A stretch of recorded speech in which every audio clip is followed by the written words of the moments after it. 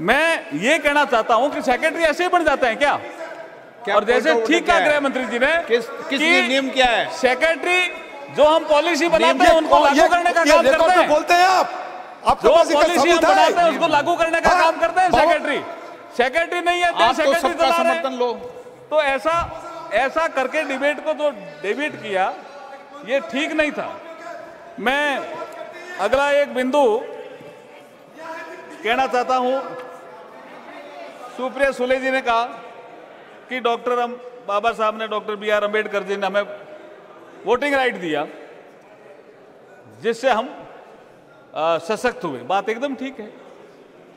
जब संविधान सभा में चर्चा चल रही थी तो कुछ ऐसे कह रहे थे कुछ पढ़े लिखों को वोट दो, कुछ कह रहे थे कि एक बड़े साहूकार को वोट दे दो, कुछ गिन लो, ऐसी स्थिति आ रही थी। उस समय बाबा साहब खड़े हुए, BR अम्बेडकर, उन्होंने कहा हम एशिया और अफ्रीका के देशों को नेतृत्व देने जा रहे हैं, इसलिए हम ऐसा निर्णय करें। अडल्ट फ्रेंचाइज का निर्णय अगर किसी ने किया तो डॉक्टर BR अम्बेडकर ने किया और उनके जिद के कारण हुआ। उनको भी आपने हराया। जब इतना बड़ा काम किया, संविधान का निर्माण कर दिया, संविधान की रचना करी, संविधान के शिल्पकार थे, उनको भी आपने हराना के काम किया। फिर यहाँ पॉलिटिकल स्कोर आप खड़ा करने की बात कर रहे हैं। मैं कहता हूं संविधान की प्रस्तावना में राजनीतिक, सामाजिक, आर्थिक न्याय की बात कही गई है। हम आज महिलाओं को न्याय दे रहे हैं। संविधान की प्रस्तावना में राजनीतिक, आर्थिक, सामाजिक न्याय की बात कही गई। हम आज महिलाओं को न्याय दे रहे हैं और प्रतिष्ठा।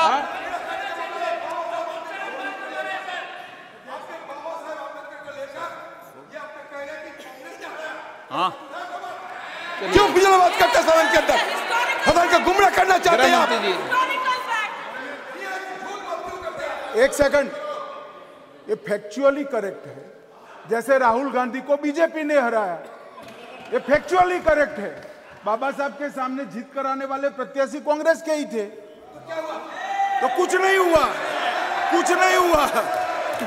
इसमें क्या है? कुछ नहीं हुआ तो काहे को इतना आप चिंता कर रहे हो?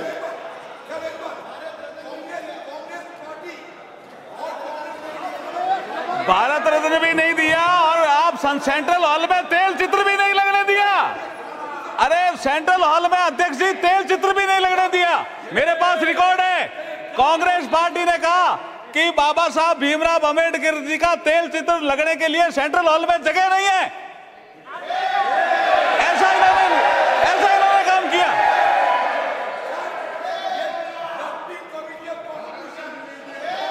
और भारत रत्न तो दिया ही नहीं।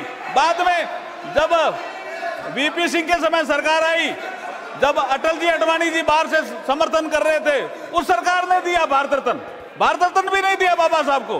तेल चित्र भी लगने के नहीं दिया। दो बार चुनाव में हराया।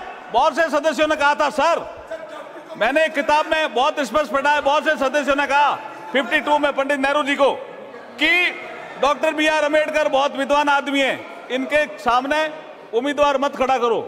तो नेहरू जी ने कहा कि ये हमारा विरोधी है, ये दो ही पार्टियों की आलोचना करता है, BR अम्बेडकर, एक कांग्रेस की, एक कम्युनिस्ट पार्टी की, इसलिए हम तो इसको हराएंगे चुनाव लड़ करके। और ये तो फैक्ट है, इट्स हिस्टोरिकल फैक्ट। इसमें क्या है? इसमें क्या नई चीज है? इसमें कोई नई चीज नहीं है जी।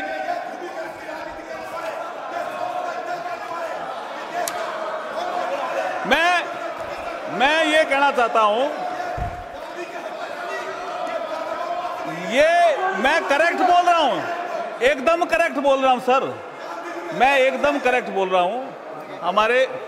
हमारे शांतनु ठाकुर साहब यहाँ एक MOS है, उनके पास पूरा रिकॉर्ड है, कैसे वो कॉन्स्टिट्यूएंट असेंबली में आए, किन लोगों ने वोट दिया, पूरा रिकॉर्ड है उनके पास। और आप देखिए, मैं विषय पे आता हूं। मैं एक विषय पे आता हूं। हमारे एक माननीय सदस्य ने ये राइट टू वोट का विषय तो कई सदस्यों ने उठाया, इसलिए मुझे कहना पड़ा। राइट टू वोट का विषय तो कई सदस्यों ने उठाया, इसलिए मुझे कहना पड़ा कि राइट टू वोट का अधिकार बाबा साहब ने हम सबको दिलाया। उन्होंने कहा पुरुष और महिला सबको एक साथ वोटिंग राइट मिलना चाहिए। वो वोटिंग राइट मिला और उन्होंने ये भी कहा संविधान सभा में कि आप मताधिकार दे करके तो देखो। तो कई लोगों ने विरोध किया, साहब कुछ लोग अनपढ़ हैं, महिलाएं तो ज्यादा अनपढ़ है।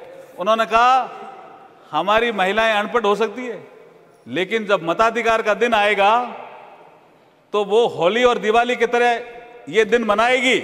आज जब मैं जाकर के देखता हूं पंचायत राज का चुनाव, आज मैं जाकर के देखता हूं नगर पालिका का चुनाव, आज मैं जाकर के देखता हूं विधानसभा का चुनाव, आज मैं जब जाकर के देखता हूं लोकसभा का चुनाव, महिलाएं जब सज धज करके आती है, और आपने भी कोटा में देखा होगा, वो सेलिब्रेट करती है साहब, और B.R. अम्बेडकर को याद करती है। तो ये जो विषय आज आया कि बाबा साहब ने वोटिंग राइट दिया, मैं उन सदस्यों का भी सम्मान करता हूं। एक कांग्रेस की ज्योतिमणि ने एक कटाक्ष किया कि महिलाएं, दलित महिलाएं पानी के लिए तरसती थी। अब दलित महिलाएं पानी के लिए तरसती थी तो ज्योति जी राज किसका रहा? अब तो हर घर में नल और उससे जल उपलब्ध कराने का काम मोदी जी कर रहे हैं। देखिए मैं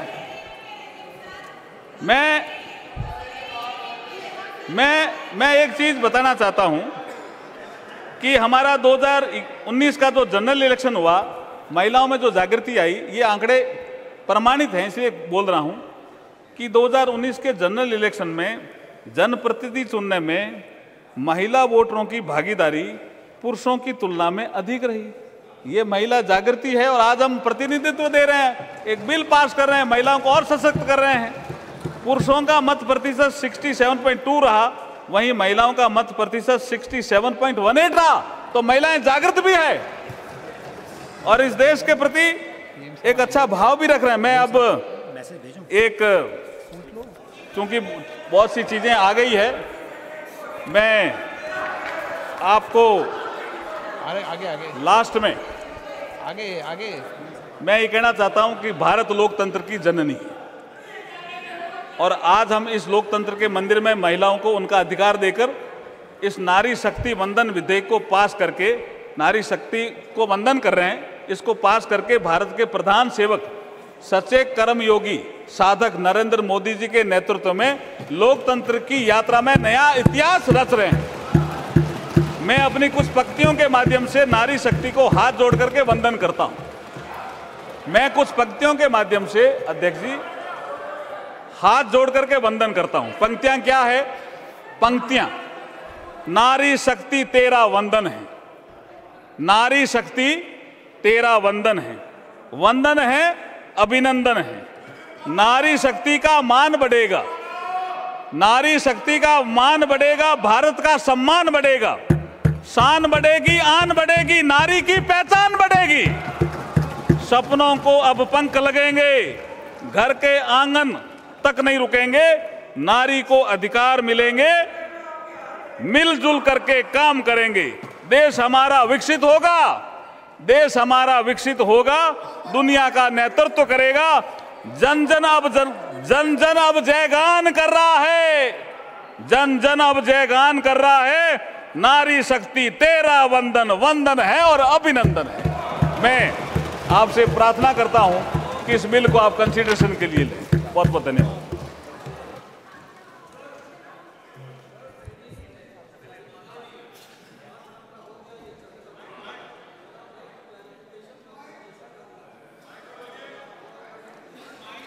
बताइए 8 घंटा हो गया ये चर्चा। एक क्लैरिफिकेशन थर्ड रीडिंग में मैं पूछना चाहता हूँ। 2 राज्यसभा में जो बिल पारित हुआ था उसमें स्पष्ट रूप से लिखा गया था कि जो रिजर्वेशन वीमेन के लिए होगा वो स्टेट स्पेसिफिक होगा। ये जो बिल हम आज पारित कर रहे हैं वो स्टेट स्पेसिफिक नहीं है। ये पूरा देश भर में 1/3 रिजर्वेशन होगी हमारे लोकसभा में। तो इसमें क्या होगा, मेरा ये संशय है, इसको अगर दूर कर सकते हैं, इसको अगर दूर कर सकते हैं हमारे मंत्री महोदय तो आसान होगा।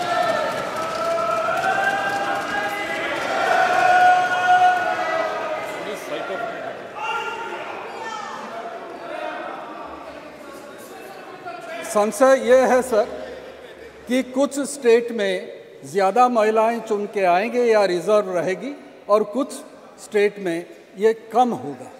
तो इसके लिए कुछ प्रावधान आप करेंगे या डिलिमिटेशन कमीशन के ऊपर ये छोड़ देंगे, इसके बारे में कुछ स्पष्टता इस विधेयक में नहीं है। भर्तृहरि मेहता साहब ने जो विषय उठाया वो आर्टिकल 332A, जिसमें हम 332 में जो 332A जोड़ रहे हैं, रिजर्वेशन सीट इन असेंबलीज, इसमें मेरा यह कहना है भर्तृहरि साहब कि स्टेट लेजिस्लेटिव असेंबली में हम 33% आरक्षण कर रहे हैं। सीट जितनी होगी, जैसे मैं राजस्थान की बात करूं 200, तो 66 हो जाएगी महिलाओं के लिए। अगर कभी 300 हुई तो 99 हो जाएगी। तो ये हम ये सबके लिए। गृह मंत्री जी, मेरी समझ है ये काम डिलिमिटेशन कमीशन ही करेगा। सीटें कौन राज्य में कितनी होगी और कौन सी होगी, ये सारा काम डिलिमिटेशन करेगा। इसीलिए डिलिमिटेशन कमीशन को दिया गया है, जिससे निष्पक्ष रूप से क्वासा जुडिशियल प्रोसीडिंग के तहत, सार्वजनिक सुनवाई के तहत ये चीज़ों को तय किया जाए, बिन राजकीय रूप से होगा और पारदर्शी तरीके से। माननीय सदस्यगण, इसके पहले कि मैं विधेयक को विचार किए जाने का प्रस्ताव सभा के मतदान के लिए रखूं, मैं सभा को ये सूचित करना चाहता हूं कि संविधान संशोधन विधेयक होने के कारण इस पर मत विभाजन द्वारा होगा। चूंकि इस सदन में डिवीजन नंबर अभी आवंटित नहीं किए गए हैं, अतः मतदान पर्चियों के वितरण द्वारा होगा। लाबियां खाली कर दी जाए।